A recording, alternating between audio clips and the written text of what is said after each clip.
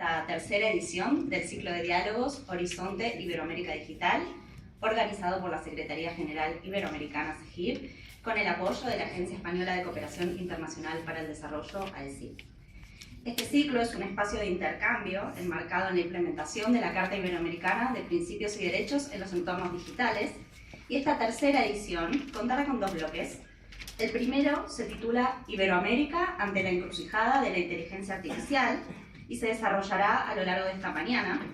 Y el segundo bloque, que tendrá lugar por la tarde, estará dedicado específicamente a la presentación de resultados de la implementación de la Carta. Para la apertura de esta jornada, contaremos con las intervenciones de Andrés Alamán, secretario general iberoamericano, y de Alberto Gago, director de la Agencia de Supervisión de Inteligencia Artificial, de la Agencia Española, perdón. Antes de darle la palabra al secretario general, una aclaración respecto del programa difundido inicialmente. Por cuestiones de agenda de la secretaria de Estado Susana Sumelso, su participación debió ser trasladada a la sesión de cierre de este primer bloque. Ahora sí, damos inicio a esta jornada con las palabras del secretario general iberoamericano. Muy bien, bueno, muy buenos días a todas y a todos. Hablando a Gina Andrés Delich de la OEI, al viceministro de Ciencia, Tecnología e Innovación de Costa Rica, acabamos de estar con él, al secretario de Estado para la Digitalización de Portugal, Bernardo Correia, al viceministro de Tecnologías de la Información y Comunicación de Ecuador, que entiendo llegó hoy día en la mañana, así que esperamos que aparezca lo antes posible por acá. Bueno, y Alberto, no es así, que asumió ni más ni menos como director de la AECIA en diciembre, y como ustedes se imaginarán, es una pieza clave para todas las cosas que queremos hacer. Lo primero que se me viene a la cabeza, bueno, saludo a los amigos embajadores y amigos, es agradecer el tremendo trabajo que hay aquí detrás.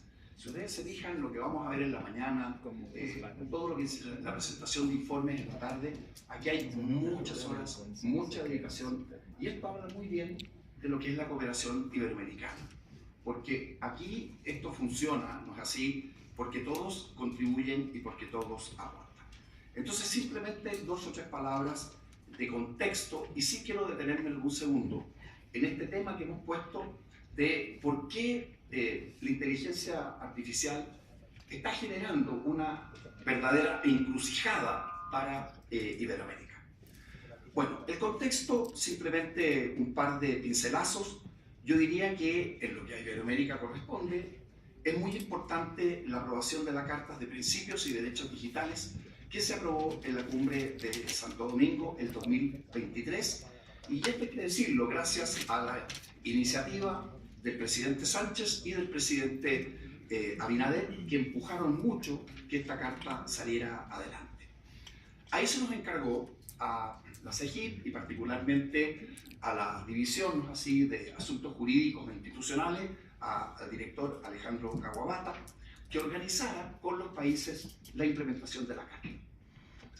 Y en ese minuto quedó muy claro que esa implementación tenía que ajustarse a tres principios que son verdaderamente importantes. Primero, esta idea de que la regulación, la implementación, tanto legislativa como administrativa, tenía que tener en el centro a las personas. Y esto no es una frase que no haya que mirarla bien. Esto lo que está diciendo es lo siguiente, es que hoy día, por ponerlo en blanco y negro, hay dos formas de entender la regulación o la desregulación. Hay algunos que dicen, miren, esto va por el lado del mercado y pongo ahí la atención. Y hay otros que dicen, esto va por el lado del Estado y pongo ahí la atención. Estados Unidos está en el primer grupo, China está en el segundo grupo.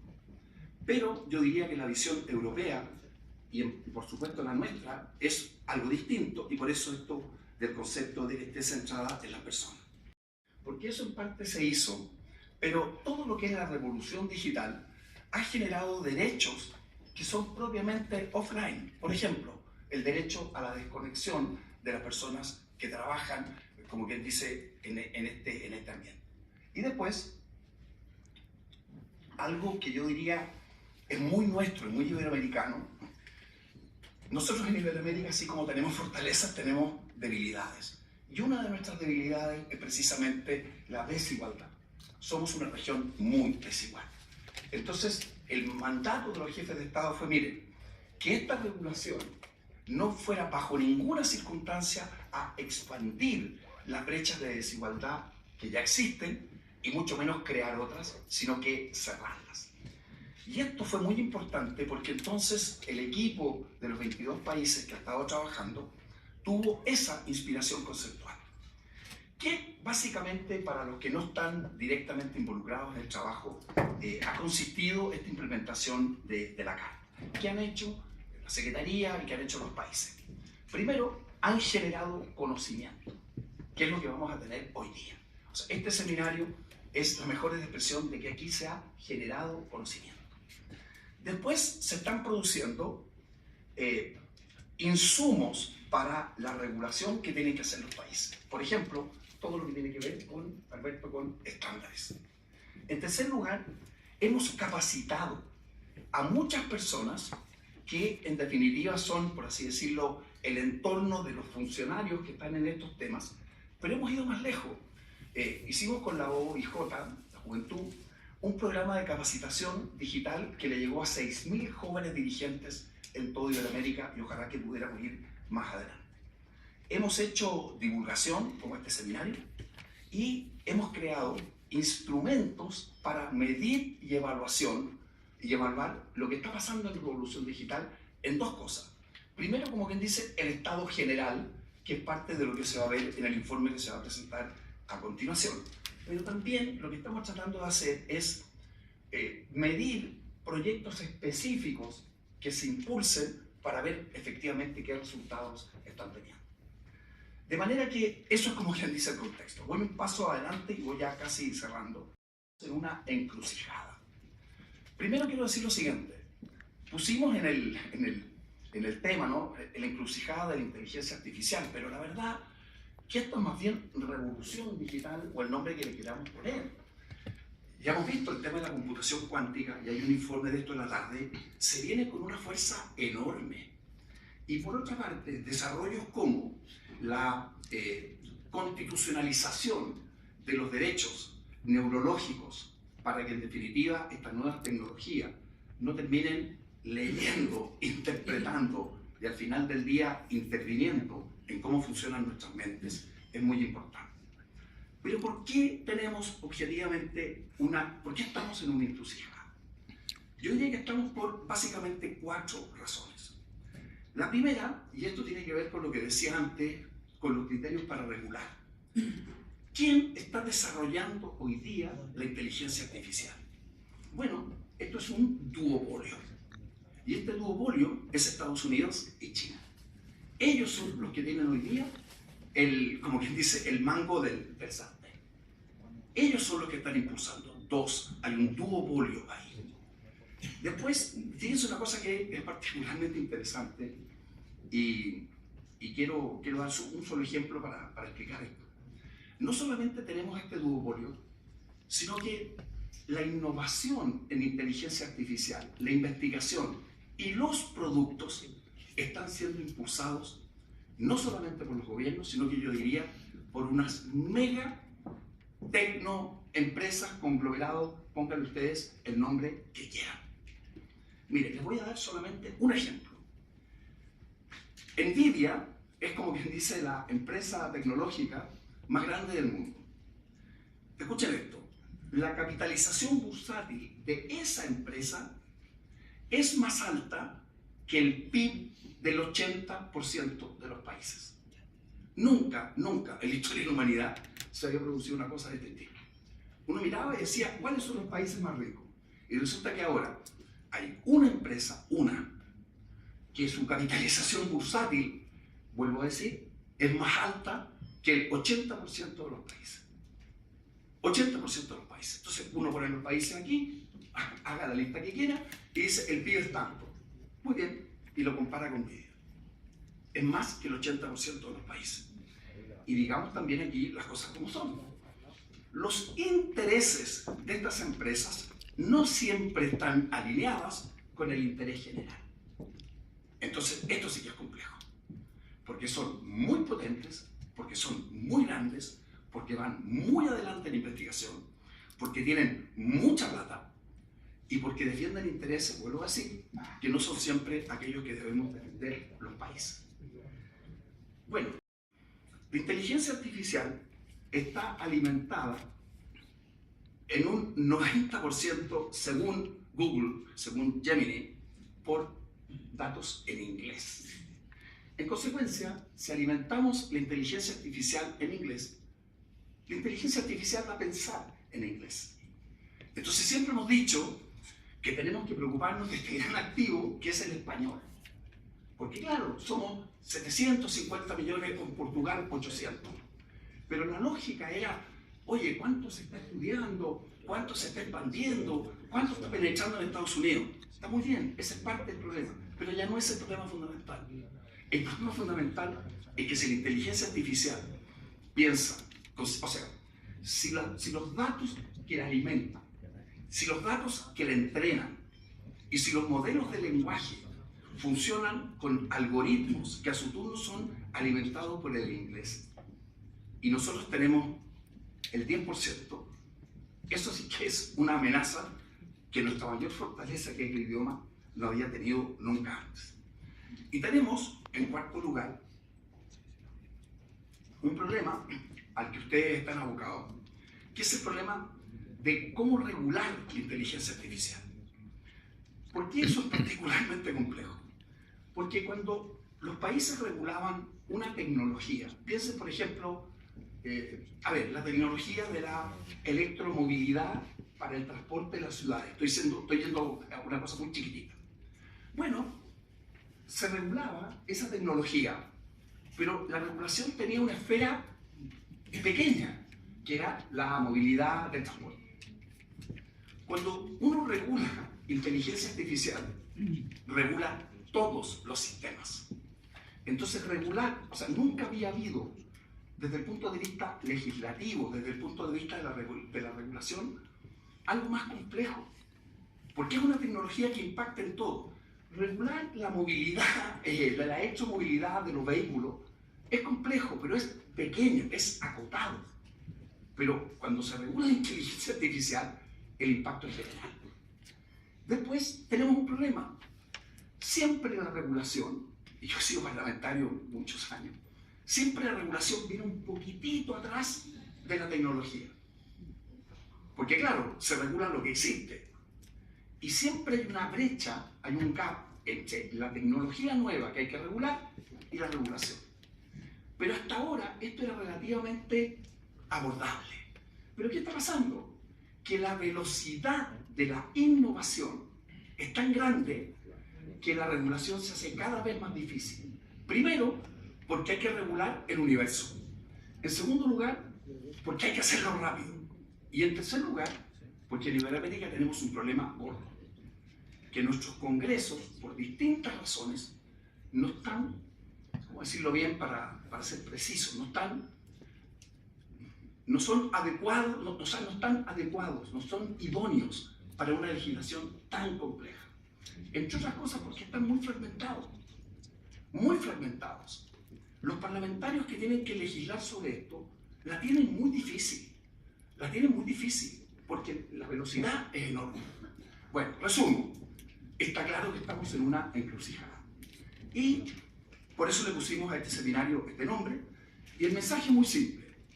Iberoamérica actúa unida y rápido o se va a quedar atrás. Porque ya estamos rezagados. Pero este es un tren que no nos está esperando. O sea, no es que estemos en el andén esperando que llegue un tren. Ese tren no para. Ese tren va en movimiento. Y por eso tenemos que actuar en conjunto. Es por eso que tenemos que aprovechar la enorme fortaleza que es la cooperación iberoamericana. Yo me atrevo a decir que hay muy pocas organizaciones internacionales que pueden hacer lo que hoy día vamos a mostrar. 22 países trabajando a nivel técnico, a nivel político, grupos de trabajo, documentos, insumos, análisis. Eso es una gran fortaleza que tenemos nosotros. Y como ha dicho el ministro José Manuel Álvarez, esperamos que en la cumbre, y eso le va a tocar por supuesto liderarlo, a lo menos en esta etapa Alberto, el Ministerio de Transformación Digital de España, junto con los demás, tenemos que, por ahora, hablemos de una iniciativa. Pero una iniciativa que de alguna manera, póngale la palabra por ahora que quieren, que coordine, que complemente, que cree los sistemas. Tenemos hoy día en la región, todos los países están avanzando, teniendo esfuerzos. Algunos más grandes, otros más chicos. No están coordinados entre ellos. Entonces los tenemos que coordinar. Así que bueno, esa es la inspiración que tenemos desde acá. Muchas gracias por venir. Y Alberto, creo que tú sigues adelante. Lo mejor posible. Yo soy un plagiador de lo que hacen los demás, lo pongo ordenado nada más. Por invitar al Ministerio a abrir esta sesión, autoridades, representantes de los diferentes países iberoamericanos, muchas gracias por estar aquí y por ayudarnos a construir comunidad iberoamericana juntos. Antes de comenzar, también permítanme que traslade un poco las disculpas de nuestra secretaria de Estado, María González Veracruz, que finalmente no ha podido estar porque se ha tenido que ir al Mobile, a empezar las reuniones del Mobile o pre-Mobile, pero deciros también que sigue con mucho interés todas las discusiones que estamos teniendo en este contexto y con un foco muy puesto en ver cómo podemos sacar lo mejor de nuestros países hacia un objetivo común, ¿no? Para España, por supuesto, es un honor contar en nuestra condición de Secretaría Pro Tempore de la 30ª Cumbre Iberoamericana en Madrid 2026, pues no solo darles la bienvenida a este ciclo, pero contar con el apoyo de todos vosotros para hacer de esta cumbre un hecho histórico, un hecho en un contexto internacional cada vez más fragmentado, que demuestre unión de la región iberoamericana, no solo entre nosotros, sino también hacia afuera. La digitalización hoy, como sabemos todos, es una palanca de desarrollo, y es una palanca de desarrollo no solo económico, sino también social. España está convencida que al final la tecnología no es ni buena ni mala, la tecnología es neutra, pero los usos que se hacen de esa tecnología pueden ser buenos o pueden ser malos. Y por eso lo que queremos asegurar es siempre mirar a la tecnología desde el prisma o desde el punto de vista de los derechos de las personas. España fue uno de los actores clave para conseguir el consenso político para el reglamento de inteligencia artificial en la Unión Europea. Compartimos mucho de nuestras negociaciones también con Portugal, en la que tuvimos un objetivo claro para la inteligencia artificial, y es que la regulación no tenía que regular la tecnología en sí, sino que lo que tenía que regular es el uso de la tecnología y los riesgos de ese uso. Cuanto más riesgo, más obligaciones, hasta el punto de que en Europa consideramos que hay 8 usos de la inteligencia artificial que consideramos que tienen que estar prohibidos. Ha referenciado el secretario general anteriormente a China. China tiene, por ejemplo, una cosa que se llama social scoring implementado. Nosotros hemos pensado que esto no es, que esto debería ser un uso prohibido de la inteligencia artificial. También hay otros usos prohibidos, como por ejemplo el utilizar la inteligencia artificial para explotar vulnerabilidades de los individuos, sobre todo de niños, de personas mayores. Esto, en una lógica de mercado capitalista total, pues es algo que a lo mejor ni siquiera se considera desde el punto de vista de algunas empresas. Por eso estamos orgullosos de haber avanzado esta regulación en cooperación con todos los Estados miembros de la Unión Europea, y ahora pues también España está siendo uno de los países que está poniendo las bases de un marco institucional realista y sobre todo estable para ejecutar este reglamento de inteligencia artificial. Prueba de ello es que somos el único, hasta donde yo sé, el único país del mundo que ha montado una agencia específica para supervisar la inteligencia artificial, una agencia que no tiene como objetivo simplemente vigilar el mercado, sino que quiere ser proactiva, quiere analizar conjuntamente con todos los sectores de la economía y de la sociedad los impactos de esta tecnología en diferentes materias que son clave para nuestros ciudadanos. Por ejemplo, ayer anunciamos en un encuentro que lideró la Secretaría de Estado de Tecnología y Mujeres que vamos a crear un laboratorio de inteligencia artificial, un laboratorio de ideas que será la inteligencia de la inteligencia artificial, donde trataremos temas como por ejemplo el impacto de la IA en la igualdad de género. en las mujeres. También trataremos sobre temas como el impacto de la IA en el mercado laboral, que sabemos que es un reto que tenemos, sobre todo para los nuevos licenciados, ¿no? Que en algún momento alguien decía, ¿no?, de la inteligencia artificial vamos a decirlo, va a sustituir trabajos de poca cualificación y el resultado es que en muchos casos la inteligencia artificial va a afectar a los perfiles más junior de recién licenciados, ¿no? Entonces hay que buscar maneras en las que formamos, hacemos upskilling, reskilling de esta nueva oleada de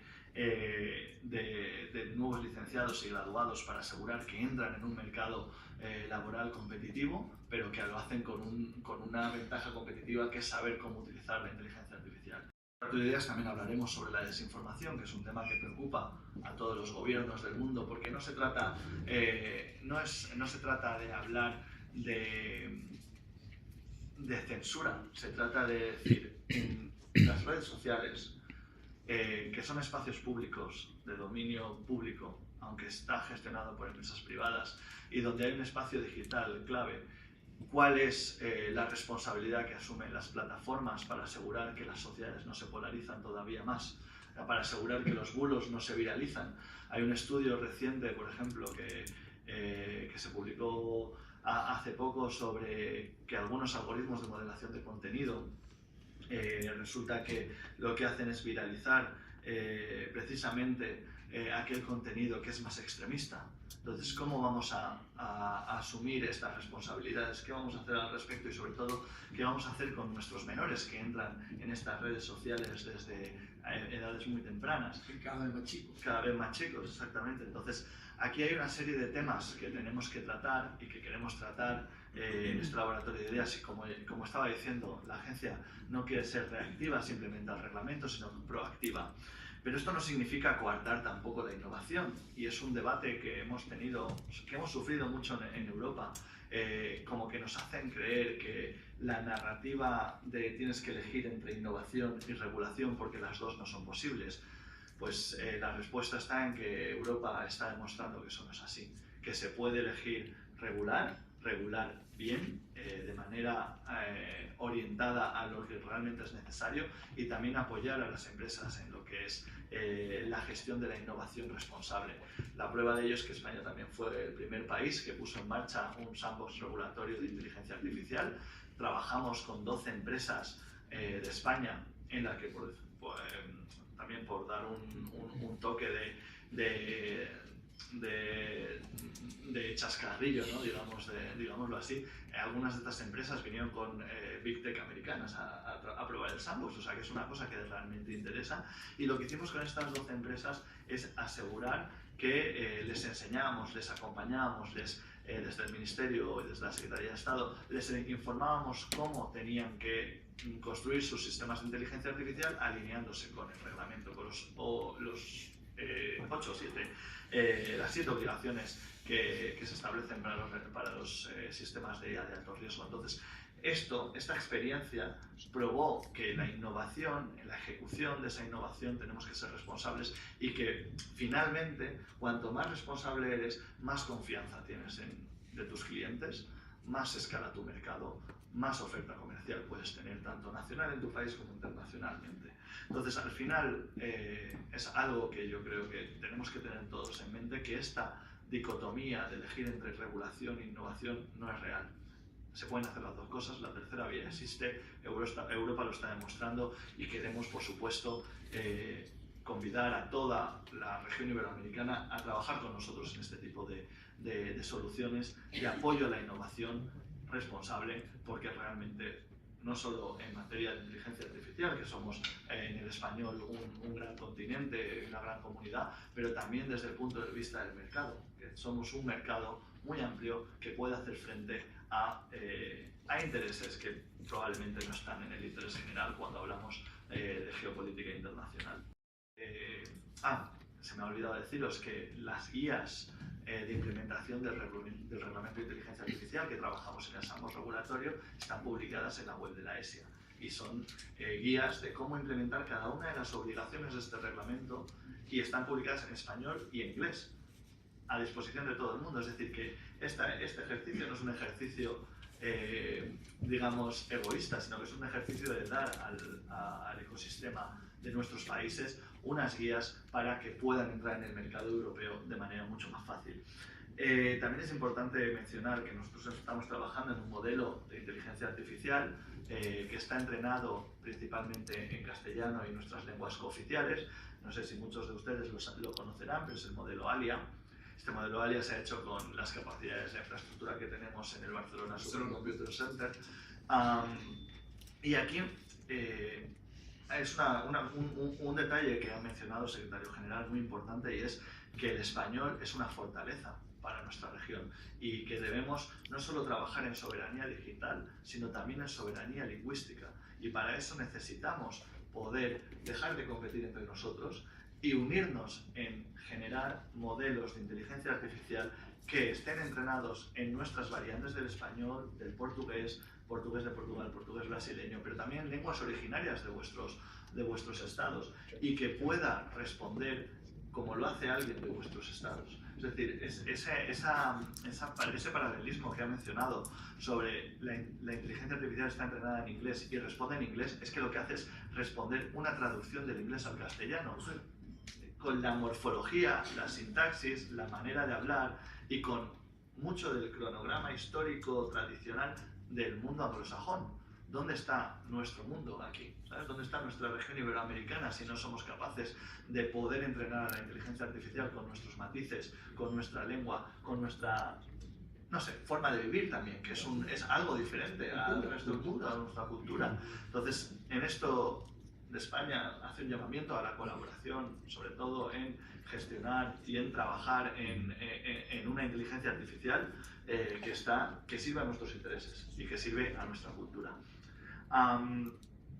Y sobre todo, el dato más interesante de todo esto es que los modelos que están actualmente en el mercado por las multinacionales americanas están entrenados en menos de un 5% de documentos en español, mientras que el modelo este que estamos sacando está casi en un 20% entrenado en datos en español y en lenguas cooficiales de España en este sentido. Entonces, cuanto más dato podamos, el espacio iberoamericano del dato que tanto hemos hablado, cuanto más consigamos generar esa cultura de colaboración, mejor tendremos modelos que respondan a nuestras necesidades. En este sentido, nuestras miras, por supuesto, están puestas en el largo plazo con esta cumbre. No queremos que esto sea una gestión de un año y luego pasemos a otra cosa, sino una gestión que pueda perdurar en el tiempo y que las siguientes secretarías pro tempores también puedan construir sobre ello. Nosotros construimos sobre digamos, unos hitos muy relevantes, como el que ha mencionado la Carta de Derechos Digitales Iberoamericana, pero también sobre el Foro de Alianzas Público-Privadas Digitales de Andorra, que se celebró hace poco. Son encuentros claves donde nos juntamos, donde debatimos y donde tenemos una necesidad de seguir cooperando conjuntamente. Y sobre esto tenemos que formar una estrategia iberoamericana hacia dónde queremos ir, con todos los aportes, los hitos, los grandes entregables que hemos ido gestionando y poniendo en valor a través de nuestras secretarías pro tempores. Fomentar este Foro Digital Iberoamericano al final no nace, como digo, para como diferenciarnos o ponernos, sino para sumar y para seguir avanzando conjuntamente en estas áreas importantes que consideramos tan relevantes y tangibles para que de verdad creemos esa palanca de cambio en nuestra región. Queremos que el foro, pues, obviamente, sea un espacio de convergencia política y técnica. O sea, esto no es solamente construir política pública desde la estrategia, sino también desde la practicidad. Y queremos trabajar también, por ejemplo, en este foro, no solo en inteligencia artificial y en protección de los menores en el mundo digital, que es un tema clave para nuestro presidente del gobierno, para Pedro Sánchez, pero también queremos trabajar en materia de conectividad universal, en materia de ciberseguridad, que es un hecho clave también para todos vuestros estados. Nosotros hemos hablado con muchos con muchos de los estados iberoamericanos en los que les interesa la creación, por ejemplo, de institutos nacionales de ciberseguridad. Esto es clave para fomentar en vuestros países una cultura de ciberseguridad, no solo entre las empresas, sino también entre la ciudadanía. Y ahí España tiende la mano a ayudar en lo que sea necesario con nuestro Instituto Nacional de Ciberseguridad. También nos interesa, como he dicho al principio, fomentar o focalizarnos en resultados tangibles. Tenemos que pasar del debate a la acción. O sea, es el momento de la Carta Iberoamericana, los entregables que presentáis hoy son claves, pero tenemos que ir más allá.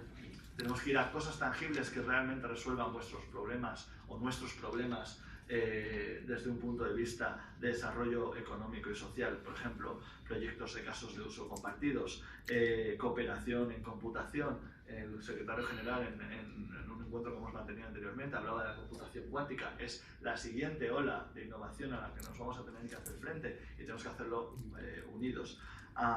Y también el compartir datos, ¿no? Al final los datos es la base de esta economía digital en la que estamos todos sumergidos y tenemos que ser capaces cada vez más de asegurar que tenemos marcos legales interoperables que nos permiten compartir datos en confianza, hacer proyectos comunes y resolver retos comunes que estoy seguro que todos tenemos. En esta búsqueda de resultados, nuestra visión para la inteligencia artificial, que es el foco al final de mi trabajo, es muy ambiciosa, ¿no? Queremos impulsar una acción estratégica en inteligencia artificial con todos vosotros. Eso sí, con un liderazgo compartido. España no está aquí para decir cómo hay que hacer las cosas, está aquí para trabajar y escuchar cuáles son las necesidades y hacer liderazgos compartidos con todos vosotros para ver cómo podemos resolver retos conjuntamente. Como he dicho, al final la inteligencia artificial, el suplir todos estos retos es soberanía digital, pero también es soberanía lingüística y es algo que yo entiendo que en todos los foros digitales iberoamericanos en los que hemos participado, por ejemplo en la CEPAL, también en la UNESCO, que sé que la región es muy activa a la hora de implementar la recomendación de IA ética de la UNESCO, vemos que hay una clara necesidad y una clara ambición de nuestra región iberoamericana de ser soberanos, no solo digitalmente, sino culturalmente y lingüísticamente. También estamos trabajando mucho desde España en potenciar el código abierto. El código abierto es una respuesta a los modelos o a los, digamos, a los productos digitales privados y cerrados, porque al final el código abierto permite que la innovación fluya.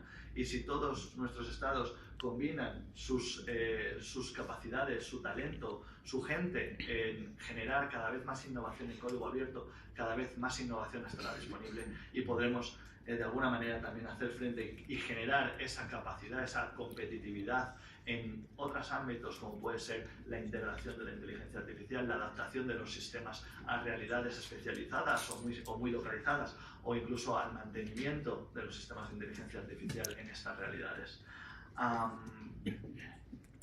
Iberoamérica al final nosotros pensamos que no es solo una comunidad de historia y de lengua, sino que es una comunidad de valores y futuro. Y es ¿cómo decirlo? Es una ventaja competitiva que tenemos en el mundo internacional.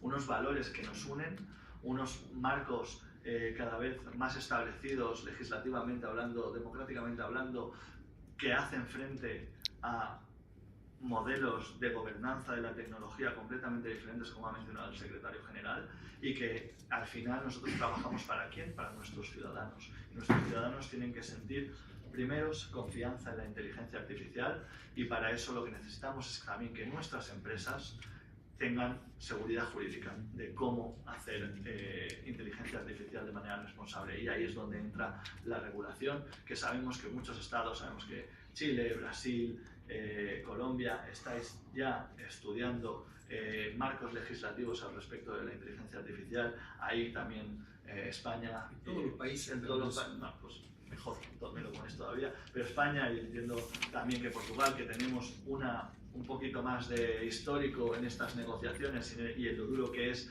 legislar, os tendemos la mano. Permíteme, secretario de Estado, que hable en tu nombre también, pero os tendremos la mano para ayudar en lo que sea necesario. Sobre todo, les invito a que estos diálogos, pues bueno, lo que he dicho, no se queden en un papel, se queden en un motor de soluciones que lleven la prosperidad a cada rincón de nuestra región y que cada vez seamos más tangibles, más activos y sobre todo más responsables en la gobernanza de la tecnología y la inteligencia artificial. Muchas gracias. Muy bien. Que nos reúne hoy. Invitamos ahora a Alejandro Kawabata, director de Asuntos Jurídicos e Institucionales de la CEGIP, para presentar los avances en la implementación de la Carta Iberoamericana de Principios y Derechos en los entornos digitales.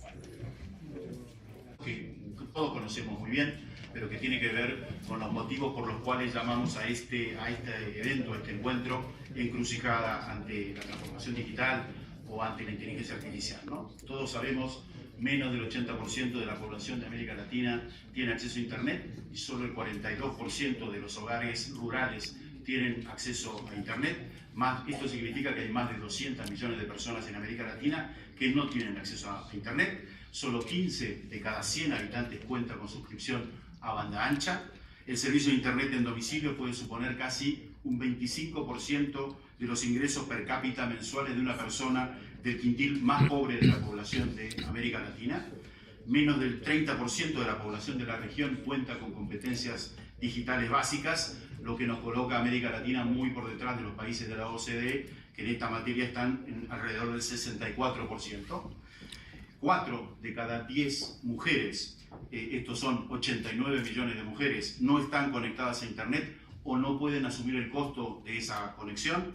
Y si pasamos a indicadores en materia de inteligencia artificial, más allá de que el propio Alberto Gago y el secretario general nos dieron algunos datos, por remitirme a uno de los últimos índices que hay sobre América Latina, que es el ILIA 2025, América Latina alcanza en ese índice un puntaje promedio de 42 puntos sobre 100, y solo 7 países de América Latina superan los 50 puntos en ese ranking, que llega a 100 puntos. 10 de los países de América Latina carecen de capacidades de supercómputo y solo 5 de Iberoamérica poseen computadoras con una capacidad superior a 10 petaflops. La inteligencia, como decía el secretario general y también lo decía el titular de la AESIA, se nutre, habla y piensa en inglés. Hay diversos datos que van desde el 70 al 90% de los datos que son los que alimentan a la inteligencia artificial. Alberto Gago nos mencionaba ciertas características de lo que se llama, usando estos términos, la tokenización de la información a los efectos de la alimentación de inteligencia artificial, que está diseñada bajo una sintaxis en inglés, lo que significa que casi necesitamos el doble de datos en español o portugués para poder equiparar a un token de lo que se hace en inglés, solo por poner algún dato para explicar por qué piensa, habla y se desarrolla en inglés la inteligencia artificial. Estas razones nos han llevado a presentar a lo que luego de mis palabras haremos, que es la presentación de uno de los informes, pero quizás el central respecto de lo que estamos tratando aquí, que es el informe que hemos solicitado elaborar para evaluar y hacer un estado de situación de los distintos factores habilitantes de la inteligencia artificial, no en América Latina, sino en Iberoamérica, y que luego tendrá el experto a su cargo esa presentación. Y además luego tendremos también un panel para que altos representantes de los gobiernos de los países iberoamericanos puedan explayarse sobre el tema de la inteligencia artificial. Retomo, y perdón esta digresión de estos minutos, vuelvo a la implementación de la Carta, que es lo que me toca.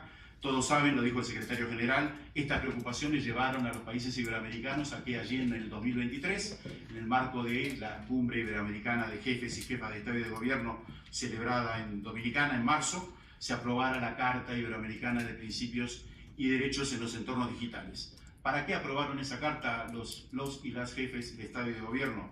Pues lo dice expresamente la propia carta. Esa carta tiene por objeto promover los estándares y principios a ser tenidos en cuenta al momento de adoptar o adecuar las legislaciones o adoptar y adecuar las políticas públicas aplicables al proceso de transformación digital en cada uno de nuestros 22 países. Ahora bien, lo decía el secretario general, esta Carta de Derechos Digitales, y todavía aquí algunos de los representantes gubernamentales que tenemos hoy con nosotros participaron de aquel proceso hacia fines del 22, solo fue posible adoptarla con el consenso de 22 jefes de Estado y de Gobierno en 4 meses, tiempo récord para la adopción de un documento de estas características adoptado a nivel de jefes de Estado y de Gobierno. Solo fue posible por algo que el secretario general nos indicaba muy bien. Solo fue posible poner de acuerdo a 22 países en un posicionamiento en materia de transformación digital porque las coincidencias básicas de los 22 países eran fundamentales en 3 puntos que son el marco axiológico de la Carta Iberoamericana. Y esos 3 puntos, lo decía el secretario general, vale la pena machacarlo para que tengan claro cuáles son el centro del marco axiológico del trabajo de cooperación a nivel iberoamericano en materia de transformación digital. 1. La transformación digital debe estar centrada en las personas. Primer bloque axiológico que permitió el consenso y que permite además seguir implementando la Carta bajo este paraguas. 2. Los derechos fundamentales de las personas deben ser garantizados, respetados y protegidos en los entornos digitales. Y 3. La transformación digital no debe dejar a nadie atrás. El secretario general nos comentaba el sentido de estos principios, por lo tanto no me voy a detener en esto. Los invito además a leer o a releer la carta adoptada en el 23, la van a encontrar en la página web de la Secretaría General Iberoamericana. Lo decía también el secretario general y lo mencionaba también Alberto Gago. Esto significa que Iberoamérica ha tomado una posición clara respecto del proceso de transformación digital y respecto de la inteligencia artificial, y es tener un enfoque de derechos. Iberoamericana cuenta con un sistema de cooperación consolidado. Aquí tenemos a la secretaria de Cooperación dentro de la propia Secretaría General Iberoamericana, Lorena Larios. Tiene un sistema de cooperación consolidado por más de 30 años a nivel de jefes de Estado y de Gobierno. La cooperación iberoamericana es más antigua aún, pero a nivel de jefes de Estado y Gobierno ya lleva 30 años.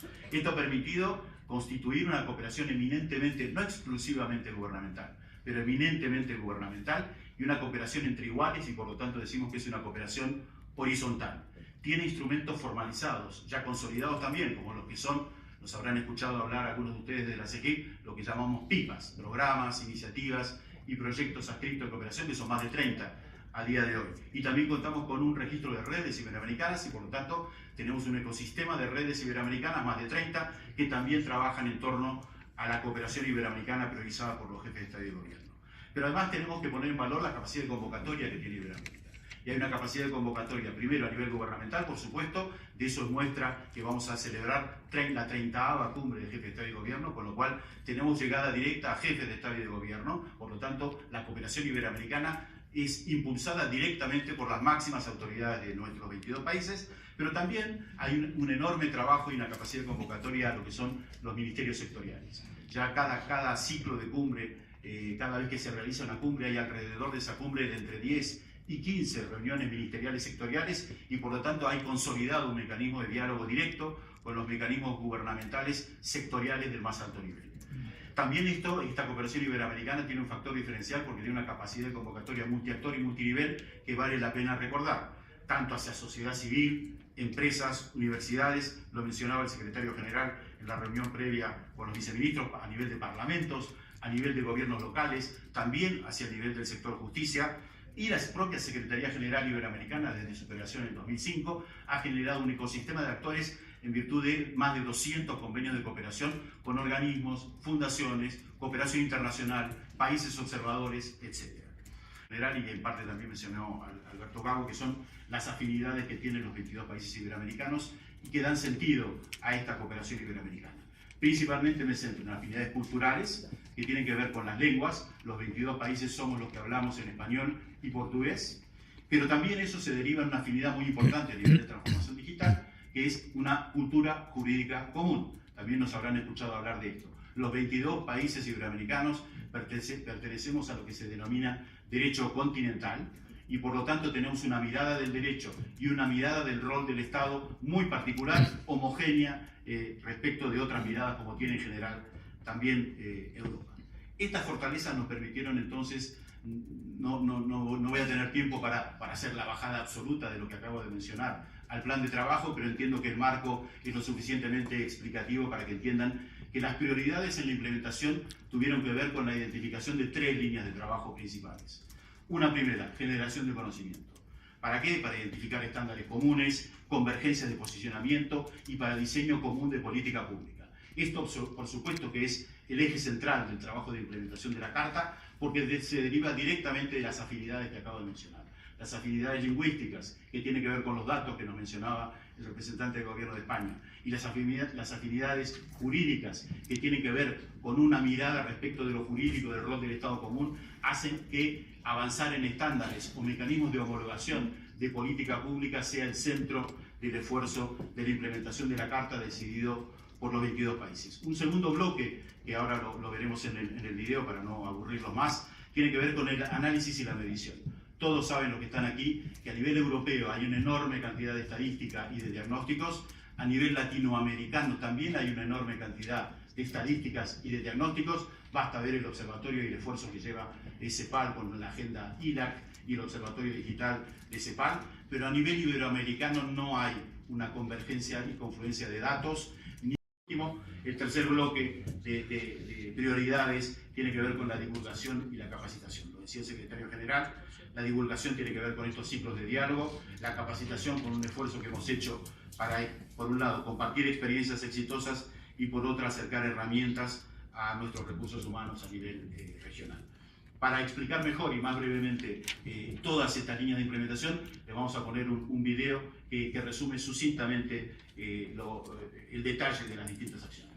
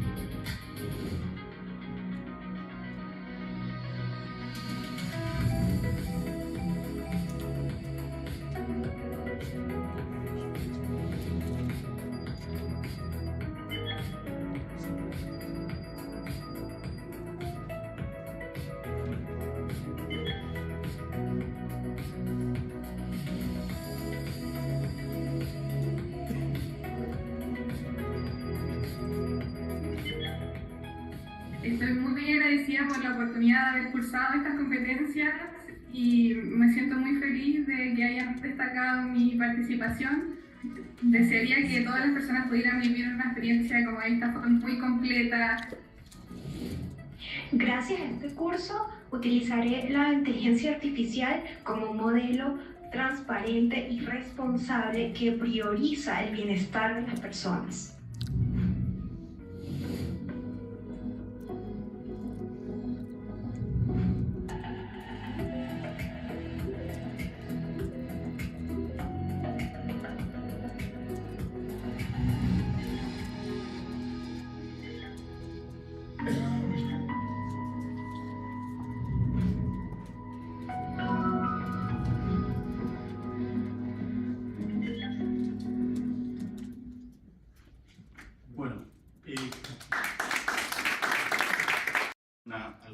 colaboraciones o ampliaré la información respecto del trabajo a nivel de análisis, medición y de divulgación y capacitación. Habrán visto que en el video se coloca el logo de aquellos con quienes hemos interactuado para la realización de acciones. Hemos trabajado con más de 20 actores, tanto a nivel de programas de cooperación, redes, organismos internacionales, organismos regionales, etc. Y por último, para ya pasar al panel siguiente, solo destacar que es evidente que, como lo decían en el panel introductorio, para enfrentar esta encrucijada a la que venimos haciendo referencia se requiere, evidentemente ningún país puede responder solo al proceso de transformación digital y por lo tanto se requieren de respuestas comunes y coordinadas y al más alto nivel político, con la decisión política al más alto nivel, tal como lo hicieron los países al adoptar la Carta Iberoamericana de Principios y Derechos en los Entornos Digitales en marzo de 2023. Muchas gracias. América frente al desarrollo y adopción de la inteligencia artificial. Este segmento se divide en dos partes. En primer lugar, la presentación de un informe regional en la materia y luego un panel de alto nivel con autoridades iberoamericanas. Para la presentación del informe invitamos al señor Marco Sánchez. Hola Marco. Es el consultor que tuvo a su cargo la elaboración del informe. Marco Emilio Sánchez Acevedo es abogado, asesor, consultor docente y autor de varias obras en la temática Derecho y Tecnologías en Latinoamérica. Cuenta con un doctorado en Tecnologías y Servicios de la Sociedad de Información, es magíster en Ciberseguridad y Ciberdefensa Nacional. Entre otros, ha sido fiscal de cibercriminalidad, consultor de entidades públicas como BID, Banco Mundial y la propia SEGIP. Comenzamos.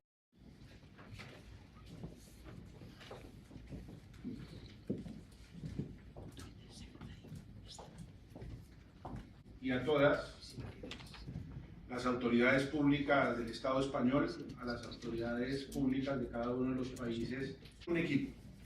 Y a este equipo es al primero que debemos agradecer. Y ese equipo, si bien es cierto, lo he encabezado yo, pues hacen parte de un conjunto de personas que se encuentran en otros lugares del mundo y aquí mismo en la propia SEGIP. Muchas gracias a Alejandro, que ha participado de esto y de este trabajo, a Florencia, a Carlos de la SEGIP y especialmente a mi equipo directo, al director y codirector del Centro de Investigaciones Sociojurídicas y codirector de la especialización en Inteligencia Artificial de la Universidad Católica de Colombia, el doctor Jairo Becerra, a Andrea Álvarez, a David, a Ivonne León, David Pena, a todos ellos que pues han contribuido para que este informe que presentamos el día de hoy tenga los resultados que vamos a presentar. Vamos a centrarnos en tres momentos. Un primer momento donde comprenderemos la metodología que hemos utilizado. En un segundo momento, los hallazgos. Y en un tercer momento, las recomendaciones. Empecemos. El resultado final de vamos a empezar por allí, de este informe, ha sido alrededor de unas 300 páginas donde analizamos 22 países. Y para analizar 22 países en distintas vertientes, pues la complejidad es mayúscula. Entonces, ¿qué hemos hecho allí? Lo primero, hemos identificado 5 dimensiones estratégicas. Hemos revisado el ecosistema de actores, la gobernanza, la cooperación, la investigación, el desarrollo y la innovación, y por supuesto los recursos y la infraestructura.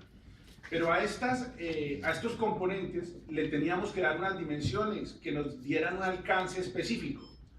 Y ahí es cuando hemos encontrado 11 dimensiones directamente vinculadas con la inteligencia artificial. El primero de ellos, la regulación, las políticas públicas, la regulación con ETSA, estamos hablando de regulación relacionada con protección de datos, con ciberseguridad, con transparencia pública.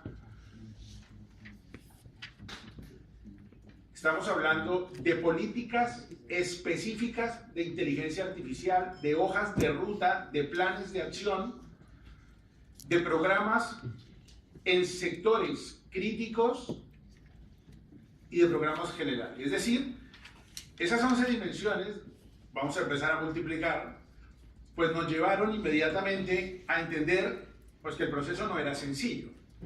Y no era sencillo y había que darle pues una caracterización para tener un resultado tanto cuantitativo como cualitativo.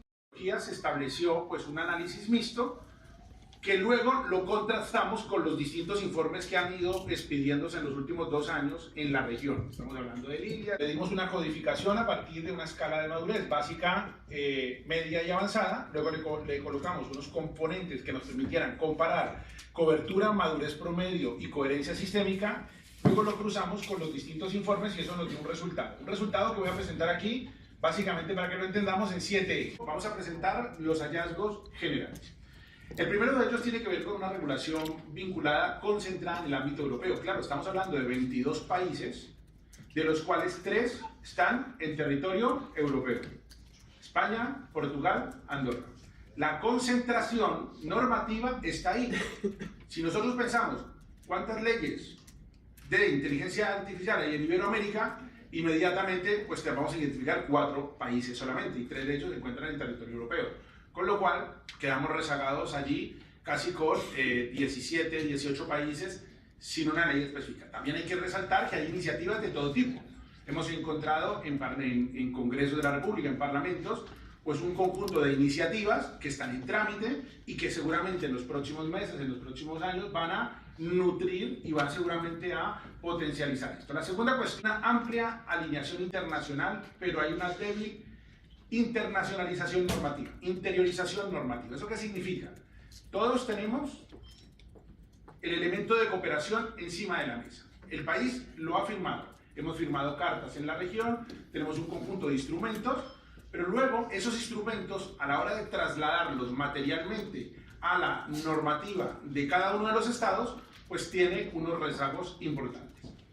Y es que tenemos un avance en temas de protección de datos, de transparencia pública en cuanto a legislación, ya no en algunos casos en cuanto a aplicación, porque una cosa es que tenga yo la ley y que luego yo pueda esa ley efectivamente realizar controles para su aplicación. Universitarios, la empresa, es decir, tenemos un conjunto de elementos que nos fuimos a revisar y analizar cómo estaban institucionalizados en cada uno de los estados. Entonces, ¿qué andamiaje de empresas de investigación, desarrollo e innovación estaban conectadas con políticas públicas? Y fuimos determinando que ahí estamos un poquito mal. Esa es la realidad. Clasificación porcentual, 18.2% son ecosistemas robustos, estamos hablando de 4 países. Repito, siempre vamos a tener 3 países que están jalonados a Iberoamérica gracias a la Unión Europea, que es la conexión que hemos hecho ahí. Por eso hay una alta dependencia de la normativa y política que va a salir de Europa, porque viene derivada pues ahí a través de, pues, del propio proceso que tenemos España con Latinoamérica, el mismo Portugal, y en allí es cerrado. ¿Por qué? Lo han dicho mis antecesores y ustedes están aquí sentados. El elemento esencial es que ustedes, todos estos equipos, estén trabajando y eso se refleja en la cooperación. Es decir, un 100% ha adherido, por ejemplo, a la Carta Iberoamericana de Principios y Derechos de Entornos Digitales. Luego, 90, 81% a otros instrumentos que también son esenciales. Pero el gran reto, ¿cuál es?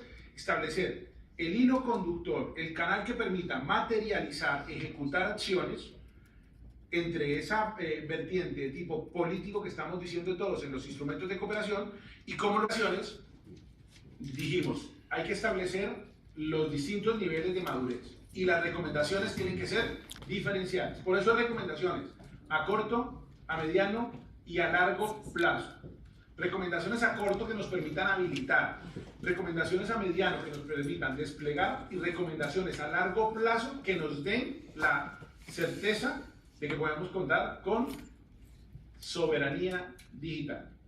Ojo, porque la soberanía digital es un concepto que va a aparecer siempre en los foros, pero esto no se consigue de la noche a la mañana. Esto es un proceso que, si hablamos de inteligencia artificial, como lo veremos en las 79 recomendaciones cuando lo revisen, tiene que haber un despliegue de capacidades en distintos sectores.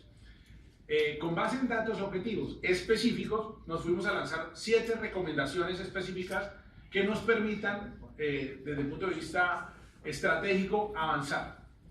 Es decir, acciones específicas a partir de ese conjunto de recomendaciones. La primera, la que tiene que ver con gobernanza. Las 7 recomendaciones están vinculadas a los 7 elementos que identificamos y que les mencioné al inicio. La primera tiene que ver con gobernanza. Es necesaria una decisión política de alto nivel, es la primera recomendación que hacemos, donde la inteligencia artificial se eleve a política regional estructural. El desarrollo de Iberoamérica y de los países que la componen, entre ellos los 19 latinoamericanos, pasa por entender que en el siglo XXI debemos tener una infraestructura, debemos tener datos, debemos garantizar derechos, debemos usar las tecnologías para el proceso económico y el progreso económico y social, y eso no se logra con planes individualizados. Se tiene que entender esto como una política de estrategia de la región. Y ese es el primer elemento que se quiere lanzar aquí. Donde haya un control estratégico, atención, de los datos en español y portugués. Anteriormente nos han dicho el papel, lo que juegan los datos, lo han dicho y ahí creo que debemos insistir muchísimo. Pero articulado con un órgano regional de cooperación. Hay que buscar un instrumento institucional que permita lanzar ese liderazgo político de alto nivel. Pero ojo, no como un programa sencillo, sino como una política regional estructural para el desarrollo de la región.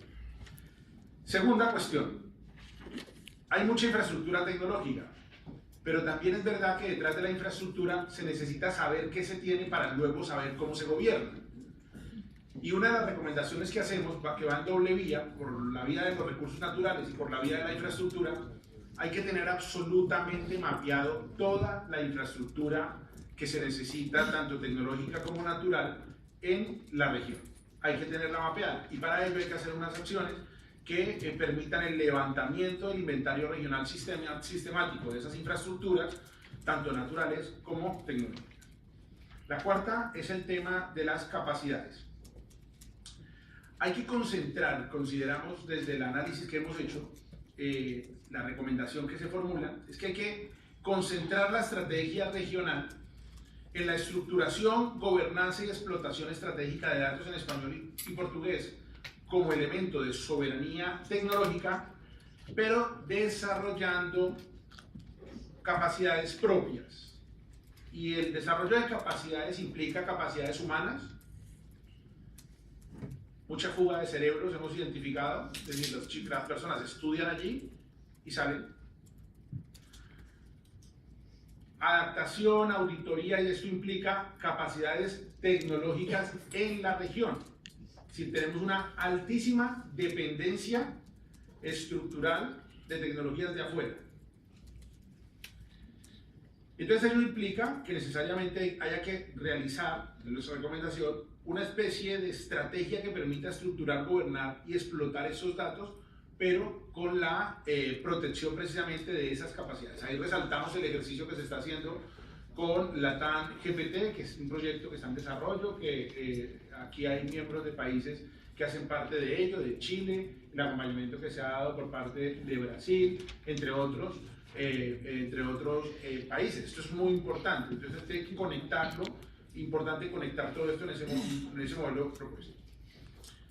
Investigación, desarrollo e innovación. Hay que incrementar de manera estructural la inversión. Hemos visto que tenemos unas brechas muy importantes en lo que me pasa aquí cuando...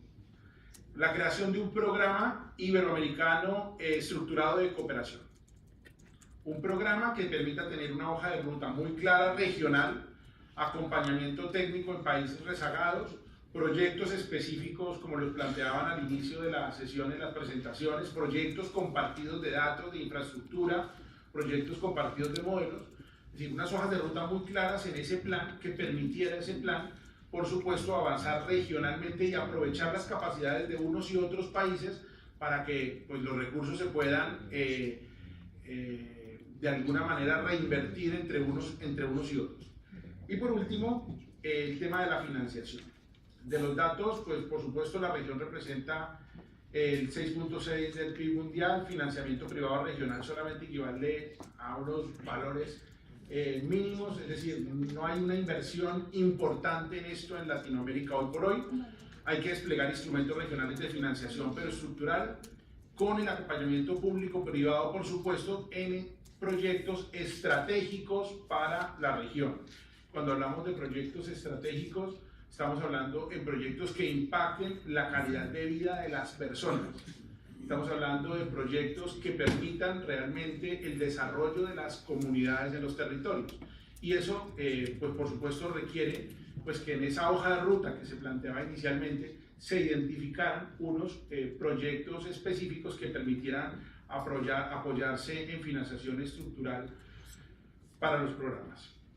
En últimas, del análisis entendemos que sería conveniente que realizaran, que analizaran la creación de un sistema donde estuviera incorporada la gobernanza, donde estuvieran incorporadas los elementos que hemos señalado aquí pues, a través de las distintas dimensiones, la financiación, la investigación, el desarrollo y la innovación, la cooperación, entre todos. Si tenemos un sistema y ese sistema es de alguna manera directamente liderado, coordinado por una autoridad de cooperación, probablemente los proyectos se puedan ejecutar de una manera mucho más sencilla. La conclusión es que no podemos implementar 79 conclusiones o recomendaciones de manera inmediata, pero lo que sí se puede hacer es establecer pues, unas fases para su comunicación. Nada más que eso, los informes creo que serán enviados por parte de la Secretaría a cada uno de los estados. La invitación y también un agradecimiento en este caso a la embajadora Oraños que me acompaña y al vicecanciller don Alejandro que está también por acá y su espacio en su agenda. La idea es poder hablar de los esfuerzos que estamos haciendo en Costa Rica de la inteligencia artificial como política pública y tiene que ver con el hecho de cómo se está viendo la inteligencia artificial que se consolida como una oferta tecnológica y justamente parte de lo que nosotros tenemos es una política pública, es una estrategia que se metió en el año 2024 y a partir de la comprensión que ha tenido la adopción a diferentes, en este caso, encuestas que hemos desarrollado tanto para el sector empresarial como para el sector público, hay un gran interés que tiene que ver en la implementación de la inteligencia artificial, en este caso en diferentes estudios vinculados al sector comercial. El 57% de las empresas ofrecen soluciones ya con inteligencia artificial, el 75% soluciona algún tipo de software ya con inteligencia artificial